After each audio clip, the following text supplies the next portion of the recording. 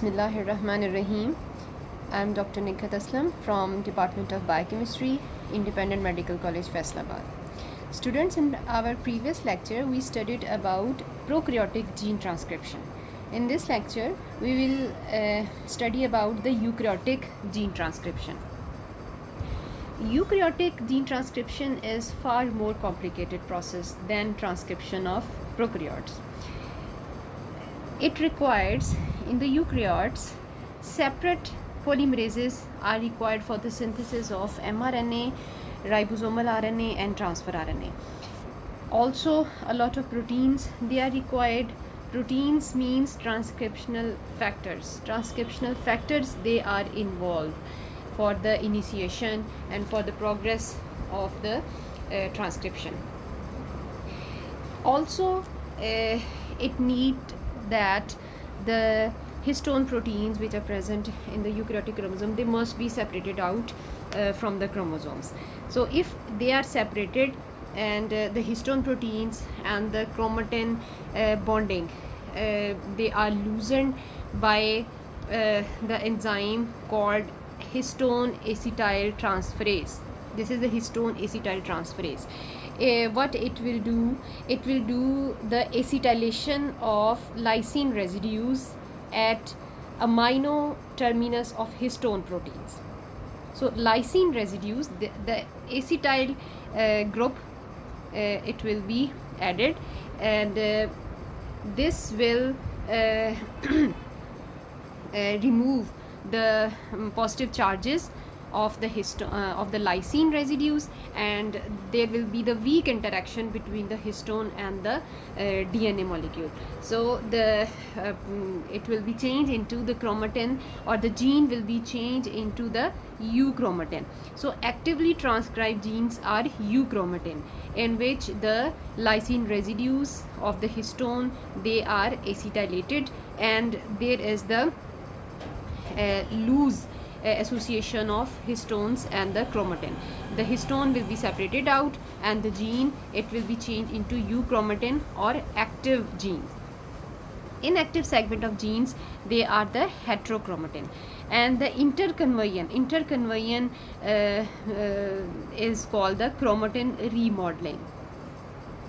Removal of acetyl group is by the histone deacetylase.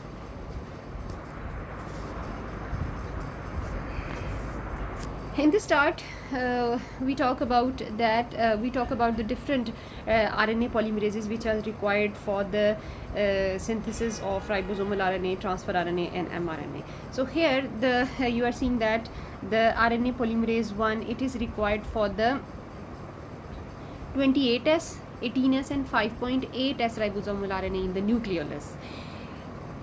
RNA polymerase 2, it synthesizes mRNA, non-coding RNA like small nucleolar RNA, small nuclear RNA and microRNA. RNA polymerase 3, it synthesizes transfer RNA, 5S ribosomal RNA and some of the SN and SNO RNA. Mitochondrial RNA resembles mitochondrial RNA polymerase resembled bacterial RNA polymerases. So first of all, there are some terms we need to describe before going into the process of transcription. What are the cis-acting elements and what are the trans-acting factors? Elements, cis-acting elements, they are part of the DNA, and they are mostly promoter consensus sequence.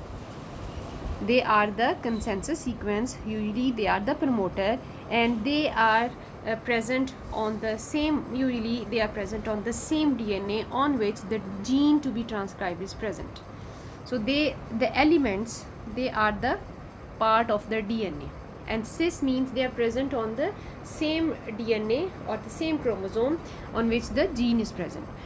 And trans-acting factors, they are the proteins. Factors are the proteins, and trans-acting factors, they are encoded by the different genes, in contrast to the cis-acting elements which are transcribed by the, or which are present on the same chromosome.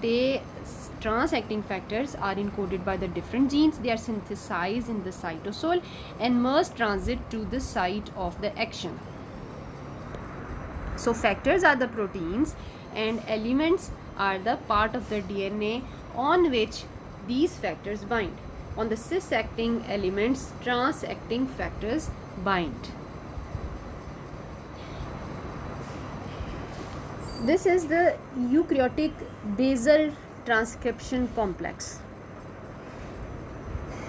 RNA polymerase 2.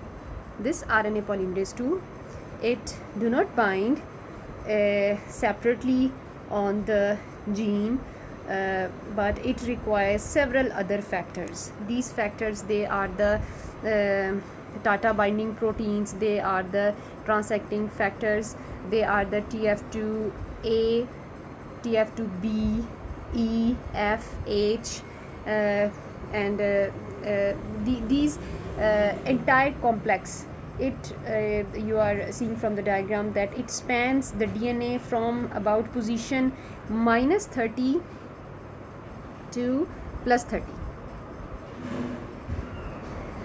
So this is the whole complex which is needed for the basal transcription of the eukaryotes. So this is the form of the polymerases which I have already told you before, that RNA polymerase 1, it is required for the ribosomal RNA, 2 is for mRNA, and for long nuclear RNA, micro snRNAs, and 3 is for the transfer RNA, and 5 is ribosomal RNA. And the sensitivity for the alpha amanitin. Amanitin is a poison which is obtained from, or which is isolated from the mushroom. RNA polymerase 1 is insensitive, it do not respond to this poison, and RNA polymerase 2, it is highly poisonous for mRNA, and intermediate sensitivity is of RNA polymerase 3. So these are the some terms which I will use for my throughout the lecture, that what is the upstream segment of the DNA and what is the downstream segment of the DNA. Upstream means the segment of the gene which is present toward the 5' end. It is the DNA, it is a part of the DNA, it will present at the 5' end. And downstream DNA is DNA towards the 3' end. Upstream DNA contain the regulatory elements including the promoter, transcriptional factor, binding sites. They are the only regulatory elements. But the downstream element, they may contain coding regions. Upstream DNA to the transcription initiation site does not undergo transcription, as it contains the regulatory elements, so it will not undergo transcription, it will just regulate the process of transcription. Downstream DNA to the transcription initiation site undergoes transcription up to the termination site. Position of the nucleotides are stated with negative numbers. Upstream DNA will be given as the negative number starting from the transcription initiation site, and position of the nucleotides in the downstream, they are stated with the positive number starting from the transcription initiation site. Main function of upstream DNA from the transcription initiation site is to regulate transcription, and the corresponding downstream DNA contains information for the production of functional molecule including the protein or RNA. So this is a schematic picture of the eukaryotic gene which contain the promoter, cis-acting promoter, they are the regulatory elements, and you are also seeing that the factors, trans-acting factors, they are bound. These the enhancer elements, CAT box, GC box, Tata box, they are all the regulatory elements. And the other, from the +1 site, the transcription will be start. This is the initiator, +1 site. And DPE, downstream promoter elements, downstream, it is present downstream, and it is given the number +25. These all are the elements. They are the they are the part of the DNA. And these, the factors, they are the proteins which bind on the elements. Core promoter element, these are the core promoter elements which are required for the basal expression. And these are the other regulatory elements which can be divided into the proximal and the distal. So core promoter elements, they are the minimal portion of the promoter required to properly initiate transcription. And the other regulatory elements, they may be the distal and they may be the proximal, depending upon the position of their location.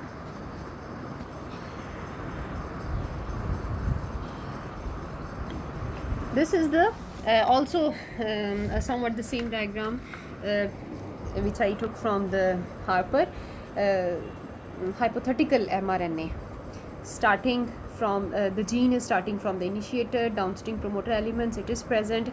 And here you are specifically you can note that this is the direction of the these elements, direction of these elements. Either they are directed from 5 to 3 prime, or they are they can be the bidirectional, means their function can be 5 prime to 3 or 3 prime to 5 prime. So these two are the bidirectional, and the Tata, initiator, and DPE, they are unidirectional. So this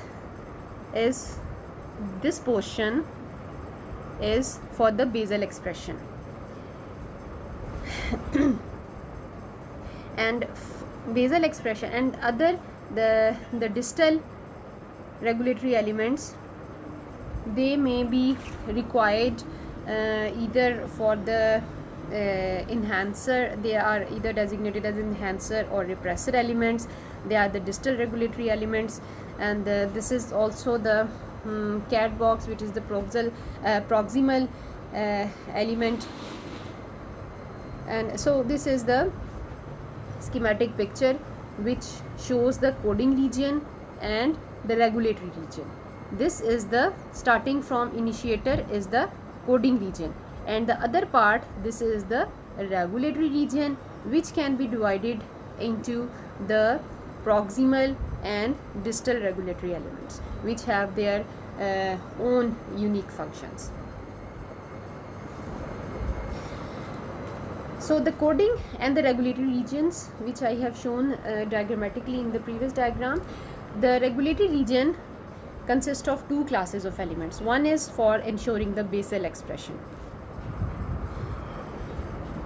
The promoter, which is required for the basal expression, is often composed of Tata box and or initiator and or downstream promoter elements, and it directs the RNA polymerase 2 to the correct site. The genes that lack a consensus Tata, the so-called Tata-less promoters, an initiator and or DPE elements, they may direct. But it is often studied that the genes which do not contain the Tata promoters, they are less efficient. The other class is the proximal elements. They can be 50 to 200 base pairs, and the distal elements, they may be the 1000 to 1005 base pair distant from the gene. In the proximal elements, CAT box is best studied. Distal elements enhance or repress expression, mediate the response to various signals, including the hormones, heat shock, heavy metals, and chemicals. Tissue specific expression also involve specific sequence of this sort. Location of some elements, they are not fixed. They may be the upstream, located upstream from the gene, or it may be located from the located at downstream, and they are located interspersed with the upstream or downstream from the start site. Promoters that have both TATA and an initiator, they may be the stronger, and the promoters which lack the TATA, they are weaker promoters. Roughly 30% of the genes, they contain the TATA box, and the 25% contain initiator and DPE. 15% contain all the three elements, that is the TATA, initiator and DPE, whereas the about 30% contain just initiator. Another class of elements, they we have also discussed it about enhancer and silencers. They are found in variety of locations, upstream and downstream. Enhancers and silencers can exert their effect when located thousands or even many tens of the thousands of bases. I will show how it will act. This is the location of the enhancer. Enhancer sequence may be present upstream from the promoter region. And this sign, it shows that thousands of base pairs, they can be present between the promoter and enhancers, and this shows that this enhancer, they may be present from the downstream of the promoter regions. So like the enhancer, silencers are the similar elements of the DNA which have the effect in silencing the gene. Enhancer will enhance the transcription, and silencer will silent the gene. It will stop or it will slow down the process of transcription.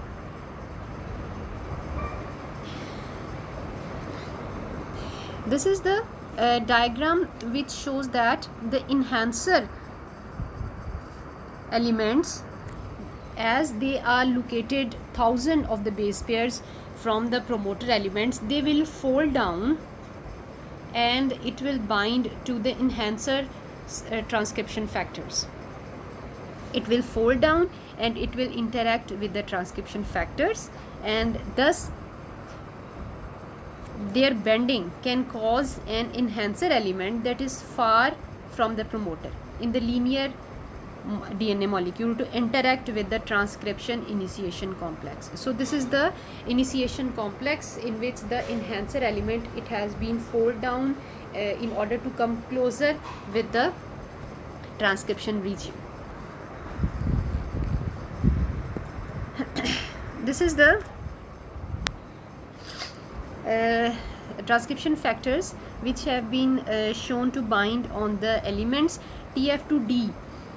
This is a very well studied factor. It recognizes and bind to the TATA box. TF2F, it brings the polymerase to the promoter and initiation of the transcription. TF2H has the helicase activity and the kinase activity. It will separate the two strands of the DNA, and the co-activators, they are also required in order to initiate the transcription. This is the term which is often used, basal or general transcription factors.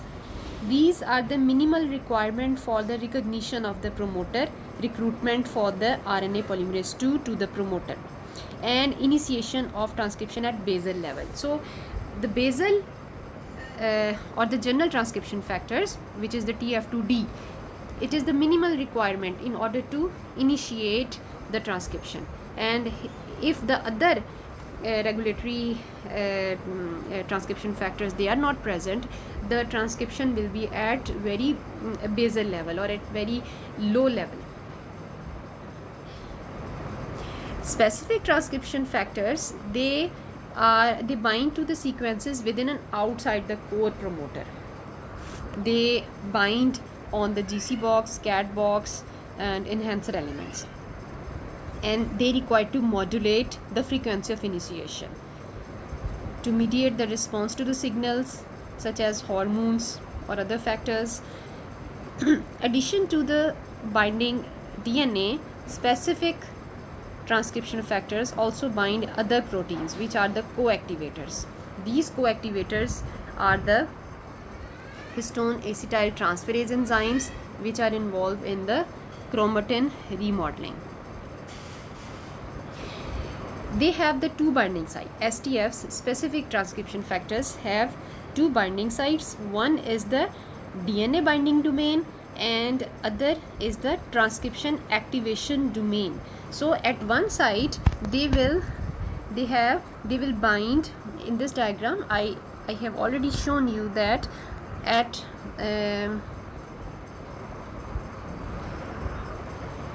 these factors, they will at one side they will bind to the DNA, and at the other side these enhancer binding transcription factors, at one of the side they will bind to the DNA, and to the other side they will bind to the transcription factors. So they have the two binding sites. STFs, they have the two binding site. One is the DNA binding site and the other is the site at which the transcription activation domain that recruits the general transcription factors to the core promoter as well as the coactivated proteins. This is the elements, their consensus sequences and the factors which bind on the elements. Action of antibiotics. The mushroom Amanita phalloides has evolved a very effective defense against predators. It means that if there is the poison which is secreted, amanitin, which is secreted by the Amanita mushroom, and it disrupts, specifically it is very dangerous for the mRNA of the eukaryotes. mRNA formation is disrupted by this amanitin, and it will block the polymerase 2 at higher concentration. It will also disrupt the polymerase 3. Neither polymerase 1 or bacterial RNA polymerase is sensitive to amanitin poison. This is the diagram of the nucleosomes which is present on the transcriptional which is present on the DNA. Here you are seeing that at the activator 1 only these proteins activator 1 they are bind at the enhancer binding site, and the gene here is inactive because nucleosomes they are present, and it will definitely not allow the transcriptional machinery and the remodelers to attach on the chromosomes. The binding of activator 1 and activator 2, it will allow the ATP dependent chromatin remodelers. What it will do, it will remove several of the nucleosomes which were present, and they have covered the initiator sites DPE and TATA, TATA binding TATA sites. So these remodelers and the co-regulators, they will either acetylation, they will do acetylation and methylation of several of the nucleosomes, and these nucleosomes they will be removed, means their histone proteins they will be separated out. Here in this diagram, the acetylation and methylation and the attachment of these proteins, they will allow the transcriptional machinery polymerase 2 and the TATA binding proteins to bind on the promoter regions, and the several mediators they are also required for the transcription. So the resulting changes in the nucleosome position and occupancy, it will allow the transcription machinery for the formation of active pre-initiation complex, and this arrow, it shows that it will move forward and the transcription will be started. So this was all about the how the eukaryotic gene transcription it occurs, how the transcription factors they are involved, and what are the regulatory elements which are required for the initiation of the transcription. So in the next lecture we will study about the what are the modifications which take place in the RNA, eukaryotic RNA. So up till then, good luck. Allah Hafiz.